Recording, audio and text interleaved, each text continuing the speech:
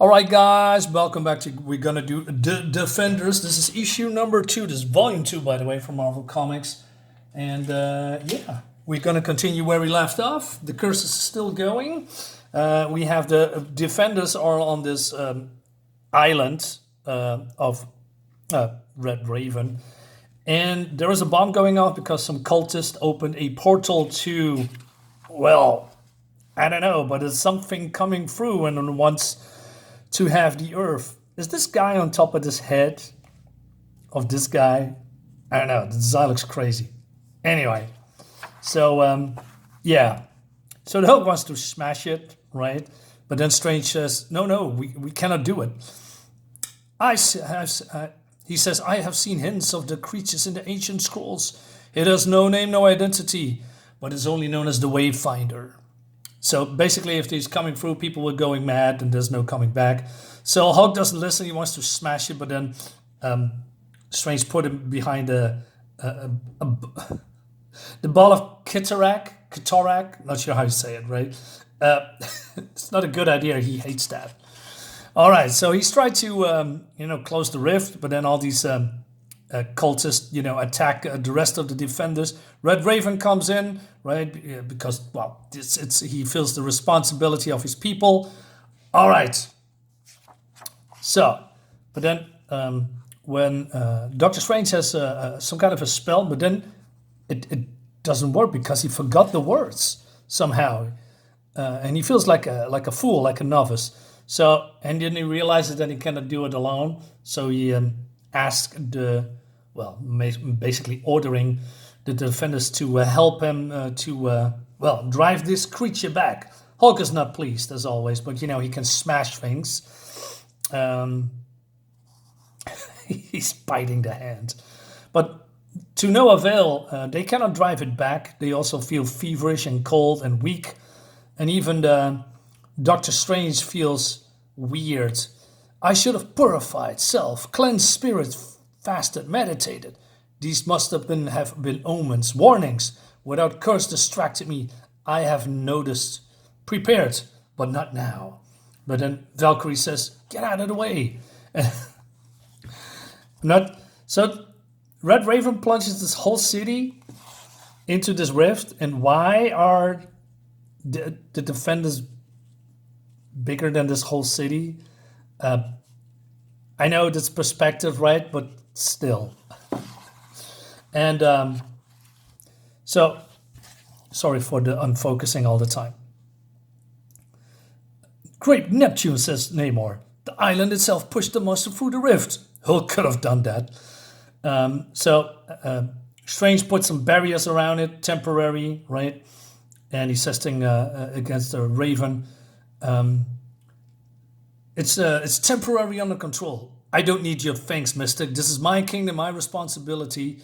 I understand, but you will still need aid. Given time to study, I may be able to find a more permanent means of closing the portal. But in the meantime, the Wayfarer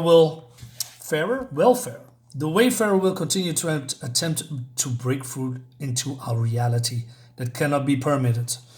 So Red Raven says, "Well, go back to your own world below and figure it out." But how does it work with gravity, right? I mean, it's still, like this. I mean, I know they can fly, but still, it's still in the air and I don't know, comics. So, and then we just close this whole story. We're now going to hear it again, and we're going to move to another story. So Namor comes in and he says, "Hey, we did this. Now go back to, Atlantis, finally, right? You promised." So Strange says, okay. But then the Hulk says, "Hulk is not going anywhere. Not with Defenders. Fishman hates Hulk. Dot Magician hates Hulk. Hulk doesn't want to help Fishman." But then they say, "Well, we don't hate you. The Submariner needs your assistance, Hulk, against the barbaric Atuma. Or Atuma, what is it?" But then Hulk says no, right? But then Kyle comes in and he says, "There are big monsters in Atlantis. Big monsters you can smash." Hulk doesn't care about that. So Kyle says suddenly, "But the monsters say you're afraid of them, Hulk. They say they're stronger than you and that your mother wears combat boots." Monster said what? All right. So they're going in, right? But then instead of teleporting, they're going into some kind of a magic ball. Strange explained that he is exhausted and he needs to recover. So Namor says, hey, why don't you use your teleportation ring to teleport us to Atlantis, says he towards... He says that towards Kyle, but then Kyle says, well, that's not how it works. So Hellcat is, I don't know, have some chat with Hulk. Go away, Catgirl. Hulk wants to be alone. Oh, stop being such a grump, Hulk. It's me, it's your old pal Hellcat. I thought we were friends. Catgirl is not Hulk's friend. Friends stay with friends. Catgirl went away. Catgirl went away for a long, long time. Now everybody else at Hulk tells her what to do. Everybody. Oh, come on, big guy. I was dead and in hell. It's not as if I didn't want to drop by for tea. Hulk doesn't think Hulk has friends. Grumpy. All right. So, okay, Cal makes, is going to a little bit of a try to buddy up with Namor. Namor doesn't have it, right? So Valkyrie says suddenly, this is all strange to me, Stephen. Being part of this team, but it feels right. This Defenders seems like a stout-hearted warriors, brave and true for all they quarrel. Yes, the Defenders has traditionally been a fractious group, though not as quite fractious and bicker as they might. They do not lack of heroism.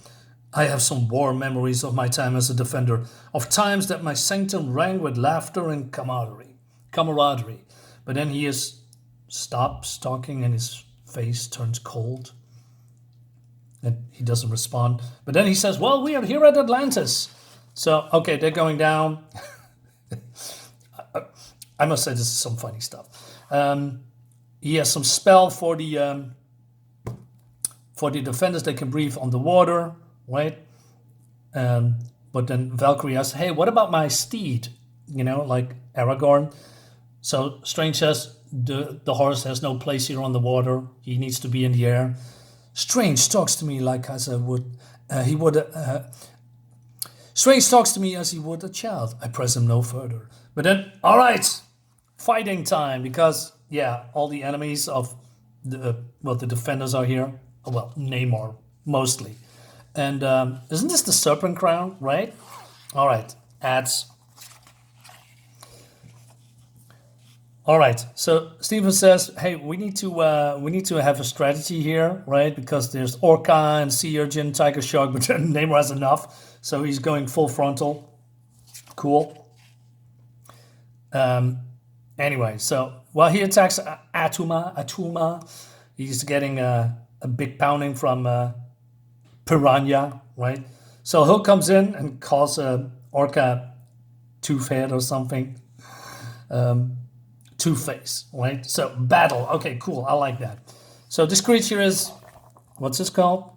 Nagala, descendant and heir to Naga, he who created the Serpent Crown of Lemuria, and she created a new one, and they have also a battle. But then the Serpent Crown, I should have sensed its recreation, its staying power, but I did not. Still, for all the power she wields, experience will win this day, but it will take time, and that we have little of. All right, so everybody's picking their enemy, I guess, for battle, right? So Orca says, my name's not Two-Face. He's drawing the power for strength from the killer whales. That's his power, right? But then we see this classic stance, evil versus good. And now, they being yanked away because of the curse. So, the currents of the battle change swiftly, eh? Got them. But then, Cal being a coward. Nighthawk, the ring, port us the hell out of here. Right. Whatever the big three are facing, it's got to be better than... Huh? This looks like Tibet. We were less than a minute behind you guys. Cheese and crackers, what went on here? His name is Hell Eyes. What a name. He rules all the multitude of infernal dimensions. In the past, he's unsuccessfully tried to merge Earth with his realm. What the scheme was today, we do not know. Things ended too swiftly. He'll tell you what happened. He'll hit Eyeball Man. Hit him in the eye. That made me laugh. Also, this black guy, right? All right. So, Strange then says, this is just one more incident in the building pattern. We must break this curse. We have stopped several threats to Earth, but this is as much danger as a boon. Were I able to attend to my sorcerer's duties properly, I would have sensed the coming of the Wayfinder, the Serpent Crown, even this. But the curse has distracted, out of harmony with the cosmos. So he says, we must end this curse. Namor agrees, right? But we need more power. The Silver Surfer is missing. Yeah, what's up with that, man? I mean, Silver Surfer is also, part of this curse. Why isn't he yanked to all places here on Earth? What's the deal? Do we get an explanation? I don't know. We might find out. Anyway, so everybody agrees to help. And he's threatening Strange that if he is not handing his end of the bargain, taking Atuma down, it's going to be hell to pay. All right, the anger between them is palpable. The Hulk growls and mutters. Namor paces. Dr. Strange sighs and turns away. They mean to do it, break the curse, dissolve the Defenders. As much as I understand the former, I find that I dread the latter. Dread is beyond measure. Yeah, they are bickering, but then somewhere else, I don't know, a pair of people, I don't know what they are doing, but she is opening up, expecting pizza, but then there's a guy, and there is some shooting.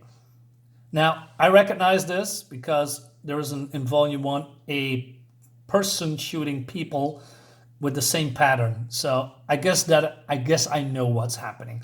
But we're going to find out in the next issue, guys. So what do I think about this? I think it's still fun. More fun than I thought. But, it's dragging. And the whole, we have some things in the past.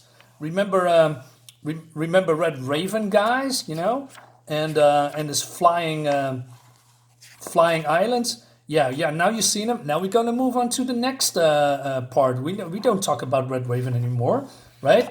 I think that's all fan baiting, right? You know what I mean? Hey, look at all these guys from yesteryear, just like this person that shoots people, right? I'm not gonna spoil because. Yeah, that. I think it's just, I like fan service, but it has to have meaning, right? All right, that's my complaint. Guys, let me know in the comments what you think about it. See you next time. Bye-bye.